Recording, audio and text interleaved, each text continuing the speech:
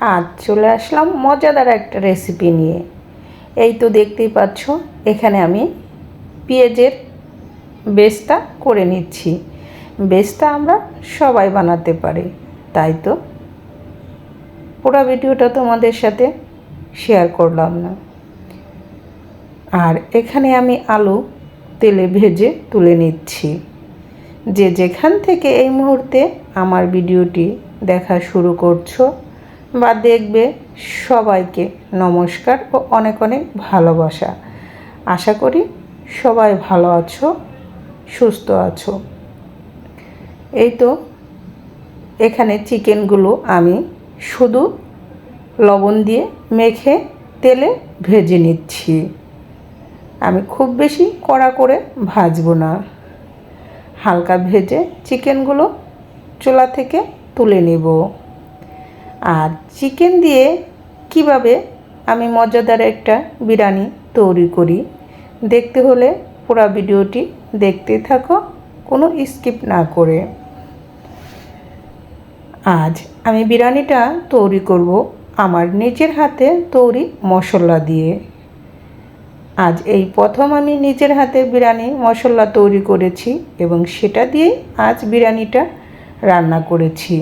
খেতে কিন্তু অসাধারণ হয়েছিল, কারণ ঘরের তৈরি বিরিয়ানি মশলা দিয়ে এতটা সুস্বাদু হবে আমি ভাবতে পারিনি। তবে খুবই সুস্বাদু হয়েছিল, কারণ ঘরের তৈরি যে কোনো মশলা মানে স্বাস্থ্যকর মশলা।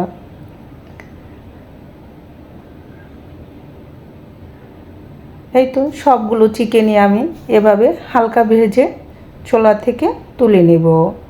চিকেন ভাজার অবশিষ্ট তেলের ভিতরে দিয়ে দিচ্ছি আদা, রসুন, কাঁচা জিরে বাটা, আর দিয়ে দিব এখানে চীনাবাদাম বাটা। আর আমি কিভাবে ঘরে মশলা তৈরি করেছি বিরিয়ানি, সেটা আমার চ্যানেলে দেওয়া আছে। যদি কেউ দেখতে চাও তাহলে আমার চ্যানেলে যে দেখে আসতে পারো আমি কিভাবে বিরিয়ানি মশলাটা তৈরি করলাম। আর দিয়ে দিচ্ছি স্বাদ মতো লবণ। এই মশলাটা একটু ভেজে নিতে হবে যাতে কাঁচা গন্ধ না থাকে। মশলাটা ভাজা হয়ে গেলে দিয়ে দিলাম ভেজে রাখা চিকেন। আমি এখানে 2টো মুরগি নিয়েছি। আমি সেই পরিমাপে মশলাগুলো এখানে দিয়ে দিব। এই আদা, রসুন, বাদাম বাটার সাথে চিকেনটাকে আবার কিছুটা সময় এভাবে নেড়েচেড়ে ভেজে নেব, কারণ এই আদা, রসুন, বাদাম বাটার সাথে চিকেনটাকে ভালো করে ভেজে নিতে হবে। তারপরে এখানে দিয়ে দিলাম পরিমাণ মতো টক দই। আমি টক দই প্রায় 200 গ্রামের মতো দিয়ে দিয়েছি। এখন এই টক দই দিয়ে চিকেনটাকে আবার ভালো করে কষিয়ে নেব। আমি এই টক দই দিয়েই চিকেনটাকে ভালো করে কষাবো, এখানে কোনো জল দেব না। আর দিয়ে দিলাম কাঁচামরিচ। যারা ঝাল খেতে পছন্দ না করো তারা মরিচটা একটু কম দেবে, তবে আমাদের বাসায় সবাই আমরা একটু ঝাল খেতে পারি, তাই তো আমি একটু কাঁচামরিচটা একটু বেশিই দিয়েছি। এভাবে কষানো হয়ে গেলে এখানে দিয়ে দিতে হবে ভেজে রাখা বেস্তাগুলো। আমি ভেজে রাখা বেস্তাগুলো দিয়ে এখন চিকেনটাকে আবার ভালো করে কষিয়ে নেব। আর ভেজে রাখা আলুটাও দিয়ে দিলাম। আজ আমি খুব সহজেই এই চিকেন বিরিয়ানিটা রান্না করতেছি। যে একবার রান্না করতে পারো না সে আমার এই ভিডিওটা দেখলে অবশ্যই রান্না করতে পারবে এবং ঘরে থাকা অল্প উপকরণ দিয়েই এই মজাদার চিকেন বিরিয়ানিটা তৈরি করে নিতে পারবে। এই তো আমার বানানো মশলাটা এখন আমি এখানে পরিমাণ মতো দিয়ে দিব। আমি এখানে প্রায় 4 টেবিল চামচের মতো বিরিয়ানি মশলাটা দিয়েছি, কারণ এটা ঘরের তৈরি মশলা, একটু পরিমাপে কমই দিয়েছি, কারণ এটায় কোনো ভেজাল নেই এবং মশলাটা খুবই সুগন্ধি হয়েছে। আমি মশলাটা দিয়ে এখন চিকেনগুলোকে আবার ভালো করে কষিয়ে নিচ্ছি। আর দিয়ে দিলাম অল্প পরিমাণ জল, কারণ জলটা দিয়েছি মাংসটা যাতে ভিতর থেকে সিদ্ধ হয়ে যায় আর মশলাগুলো মাংসের ভিতরে যেতে পারে।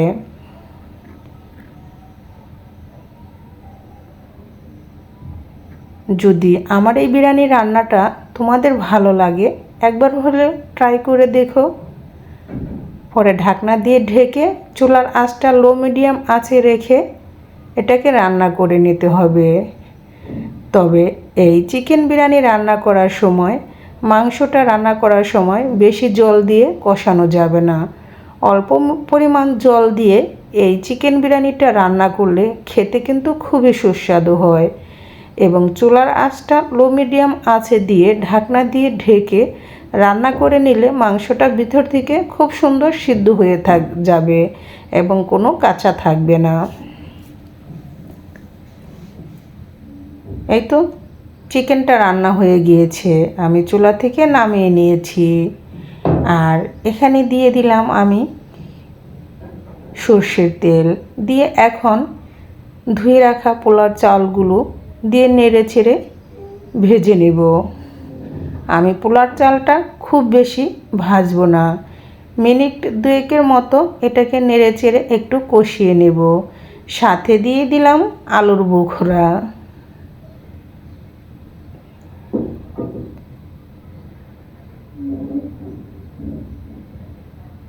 আমি মাংসে একটু লবণ বেশি দিয়েছিলাম বিধায় এখানে আমি পোলাওর ভিতরে লবণটা দেব না।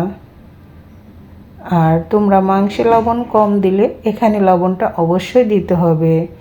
দিয়ে দিলাম চালের ডাবল গরম জল।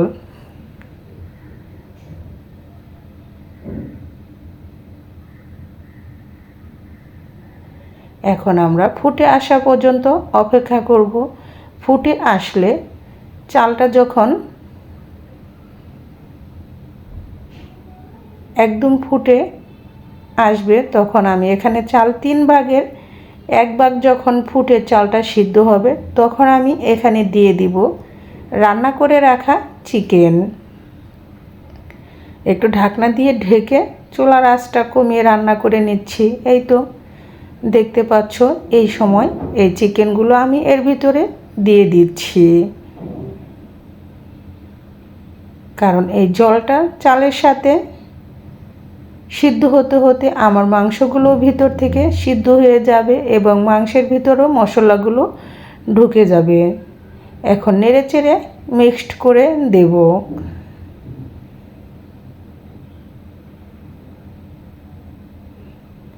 নেড়েচেড়ে মিক্সড করে ঢাকনা দিয়ে ঢেকে লো মিডিয়াম আছে আমি রান্না করে নেব। উপর থেকে ছড়িয়ে দিলাম বেস্তাগুলো। এই তো আমার চিকেন বিরিয়ানি রান্না করাও হয়ে গিয়েছে। কেমন হলো আজ আমার চিকেন বিরিয়ানি রান্না করা? এই তো দেখতেই পাচ্ছ বন্ধুরা, জলটা শুকিয়ে পোলাওটা রান্না হয়ে গিয়েছে। আমি এখন এগুলোকে আবার নেড়ে চেড়ে মিক্সড করে এভাবে চারপাশ থেকে এগুলোকে জড়ো করে আবার ঢাকনা দিয়ে 15 মিনিটের জন্য দমে বসিয়ে রাখবো। 15 মিনিট পরে ফিরে এসে তোমাদের দেখাচ্ছি। এই তো আমি 15 মিনিট পরে চলে আসলাম। এখন আমি বিরিয়ানিগুলোকে ভেঙে দেখাচ্ছি। একদম চালগুলো ফুটে গিয়েছে এবং খুবই সুন্দর ঝরঝরে হয়েছে।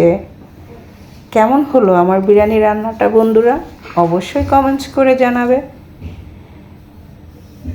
বিরিয়ানি রান্নাটা কিন্তু খুবই সুন্দর হয়েছিল।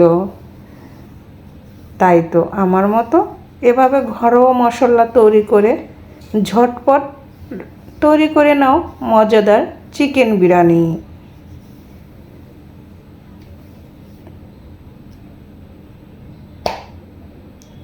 আজকের মতো ভিডিওটি এখানেই শেষ করব। তাহলে সবাই ভালো থেকো, সুস্থ থেকো। আবার দেখা হবে নতুন ভিডিওতে। আজকের মতো এখানেই বিদায় নিলাম।